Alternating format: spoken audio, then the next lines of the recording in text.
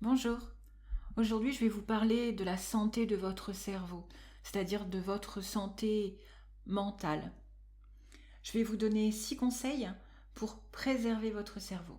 Je suis Sandrine Belmont, je suis docteure en psychologie et hypnothérapeute. Le premier conseil, c'est de développer des pensées positives. Le stress, on le sait, est un phénomène d'adaptation naturelle qui est nécessaire pour notre corps et qui est une réaction à notre environnement. Cependant, lorsque ce stress est prolongé, nous devenons incapables de réagir. L'organisme s'épuise et le cerveau aussi. Cela va endommager notre mémoire, notre concentration. Lorsqu'il est chronique, ce stress peut même engendrer des troubles psychiatriques comme des troubles anxieux, de la dépression ou des addictions. Le stress est responsable de nombreux maux. Il convient d'abord de faire la différence entre le bon stress, celui qui consiste à relever des défis, et puis qui nous pousse à nous surpasser, et le mauvais stress qui, là, nous limite, nous paralyse et même nous empêche de dormir. Il devient alors vraiment néfaste et engendre des réactions physiologiques qui vont être de plus en plus gênantes, comme des insomnies, des troubles physiques, des pertes de mémoire, de concentration, etc. Donc, les émotions positives, en revanche, comme la joie, le rire, le plaisir, sont autant de bonnes endorphines pour notre cerveau qui vont contrer les effets négatifs du stress et de l'anxiété. François de la Rochefoucauld disait « Le bonheur n'est pas un événement, c'est une aptitude ». Vous savez, c'est le fait de voir le verre à moitié plein, de développer notre capacité à avoir des états d'âme positifs.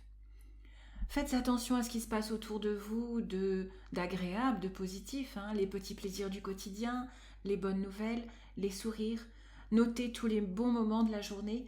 Ça va être vraiment important pour cultiver cette capacité à être joyeux, cette capacité à être dans des émotions de bonheur. Nous avons généralement l'habitude de trouver banales les petites choses qui nous apportent pourtant beaucoup de joie et de réconfort. Nous oublions le plaisir d'un bon bain ou d'une douche chaude jusqu'à ce qu'il y ait une panne d'électricité ou de chaudière, ou encore le bonheur de partager avec un proche jusqu'à ce que cette personne ne soit plus disponible. D'autre part, beaucoup d'études en psychologie et en sociologie ont prouvé qu'un contact étroit avec la nature contribuait au bonheur. Donc vous pouvez augmenter votre sentiment de calme, de paix intérieure en allant vous promener dans la nature, en vous connectant à la nature.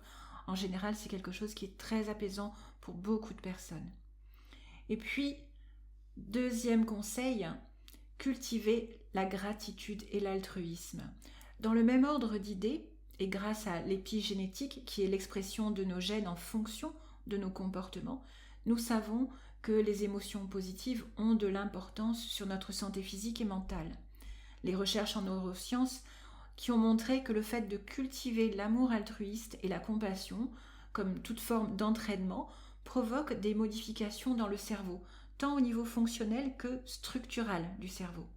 Alors cultiver des émotions positives comme la gratitude, l'altruisme, la compassion, la bienveillance améliore le sentiment de bonheur en agissant directement sur le circuit de la récompense. Soyez conscient des bonnes choses qui vous arrivent et des bonnes choses qui sont autour de vous. Ne les considérez pas comme dues. Prenez le temps d'exprimer vos remerciements à ceux qui vous entourent, à vos amis, vos proches. Soyez une personne reconnaissante. Troisième conseil, entraînez-vous à la méditation de pleine conscience. De nombreuses études ont démontré les bienfaits de la méditation. Mais ce n'est pas si simple à mettre en pratique, et cela va demander de la persévérance.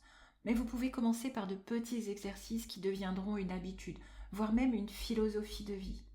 Nous savons aussi que des programmes de méditation de pleine conscience permettent une réduction de stress très importante. Il s'agit pour les sujets de développer la conscience du présent, avec une attitude de non-jugement et d'acceptation. D'ailleurs, on pourrait plutôt appeler ça la méditation de pleine présence. Être présent à ce que vous faites, être présent à ce que vous ressentez. Et il est souvent plus intéressant d'accepter ce que l'on ressent plutôt que d'essayer de lutter contre. Là aussi, les études montrent que l'évitement d'expériences émotionnellement douloureuses serait à l'origine des troubles psychologiques. Les émotions dites négatives font partie de notre spécificité humaine et sont là pour nous permettre de nous adapter à notre environnement et de survivre. Par exemple, la peur a une fonction de protection. La métaphore des sables mouvants illustre bien la nécessité d'accepter plutôt que de lutter. Plus vous vous débattez et plus vous vous enlisez. S'exercer à la pleine conscience permet au contraire de prendre conscience de ses états affectifs et de supporter l'inconfort qui est associé. Ainsi, les sujets qui pratiquent la méditation sont de plus en plus en mesure de voir leurs pensées comme des événements mentaux et non comme des faits, ce qui permet de sortir des ruminations négatives. Personnellement, j'ai suivi 2 programmes de méditation à un moment difficile de ma vie et il est vrai que accepter sans juger les émotions gênantes ou sources de souffrance est un vrai défi. Mais avec de l'entraînement dans les exercices, il y a vraiment des changements profonds qui peuvent s'opérer. Notre regard sur le monde et sur nous-mêmes change en apportant une certaine paix intérieure pour ceux qui peuvent être vraiment assidus à cette méditation quotidienne. Adopter cette attitude de non-jugement et d'acceptation à propos de ses propres pensées et émotions influence aussi notre rapport aux autres, en tolérant aussi leurs pensées et leurs émotions. Une certaine bienveillance envers nous-mêmes amène un sentiment de tolérance plus globale, de compassion envers les autres. D'ailleurs, les figures de la méditation de pleine conscience les plus médiatisées en France, comme Mathieu Ricard, Christophe André, pour ne citer que, respirent la tolérance et la bienveillance. Je pense que vous serez d'accord. Mon 4e conseil est de manger de bonnes graisses. Les chercheurs de l'INSERM, entre autres, ont établi que les oméga-3 sont essentiels au bon fonctionnement de notre cerveau. Un déficit en oméga-3 favorise des troubles cognitifs et mentaux comme des pertes de mémoire, d'attention, des difficultés d'apprentissage, mais aussi de la dépression, de la schizophrénie et des maladies comme Alzheimer ou Parkinson. Donc vous trouverez des oméga-3 dans les poissons gras comme le saumon, l'avocat aussi, des huiles d'olive, huile de lin, huile de noix, également les graines de chia. Bien évidemment, il y a d'autres aliments qui en contiennent. Ce ne sont que des indications, bien sûr. Ces bonnes graisses combattent l'inflammation et contribuent à l'assimilation de certaines vitamines qui nous est indispensable. Mon 5e conseil, c'est bouger. Pratiquer une activité physique régulière, même si elle n'est pas intensive. Nous savons depuis longtemps que le sport, l'activité physique pratiquée régulièrement est bon pour notre santé physique mais aussi mentale.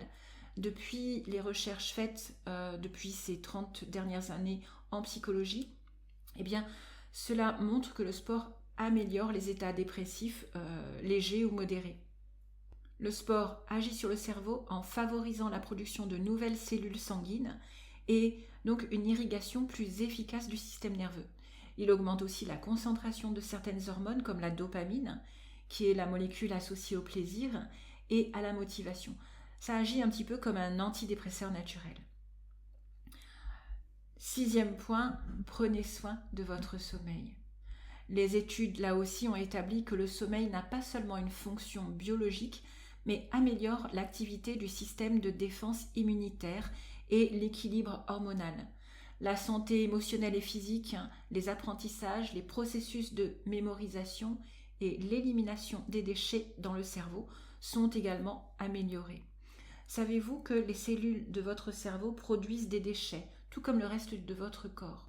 D'ailleurs, ces déchets qui sont produits en grande quantité, l'équivalent du poids du cerveau lui-même sur une année, pourraient être toxiques. Nous ne savions pas vraiment comment le cerveau procédait à ce nettoyage jusqu'à une première étude sur des souris en 2012. Maintenant, la preuve est faite que notre cerveau a son propre système d'évacuation des déchets et que cela se passe surtout durant le sommeil. Aujourd'hui, l'hypothèse scientifique est que un mauvais nettoyage de ces déchets entrave la transmission des signaux électriques dans notre cerveau, ce qui serait responsable de certaines maladies neurodégénératives comme Alzheimer, Parkinson, etc. Voilà, tous ces conseils vous paraissent probablement logiques, mais est-ce que vous les mettez en place dans votre quotidien? C'est important du point de vue préventif, véritablement. N'hésitez pas à partager dans les commentaires et je vous retrouve bientôt.